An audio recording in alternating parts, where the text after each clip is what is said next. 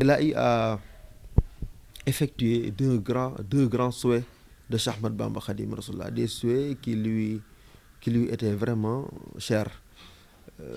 C'était d'effectuer le pèlerinage à la Mecque, ce qu'il ne pouvait pas, vu son statut euh, de quelqu'un qui est dans les liens de la détention, parce que vous savez, le Cheikh de 1895 à 1927 a vécu entre résidence surveillée et exil.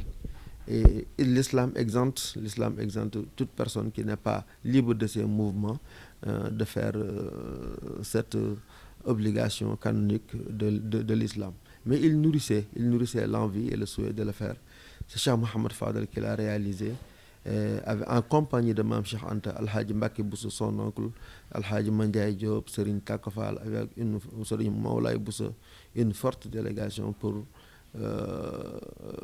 réaliser ce vœu ardent de Cheikh Ahmad Bamba Khadim Rasulillah, ce qui est permis en islam. Un fils peut effectuer le Hajj pour son père. Donc, et ça c'était à bas âge parce que c'était en 1929 et il est né en 1888. Bon, environ 40 ans quand il réalisait cela, quand il faisait cela. Ensuite, le deuxième vœu qui était très cher au cheikh, c'était la réalisation de la grande mosquée. Après les efforts conjugués de Cheikh Mohamed El Mustafa, après son rappel à Dieu, c'est Cheikh Mohamed Fadel qui a pris les rênes de ce grand chantier pour les achever et faire la prière inaugurale en 1963 et diriger la prière. Et ce jour-là fut marqué par deux aspects, le patrimoine matériel mouride et le patrimoine immatériel.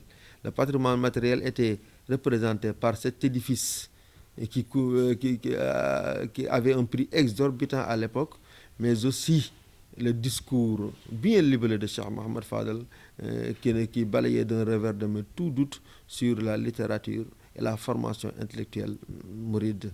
Donc il a eu à réaliser ces deux vœux du Cheikh.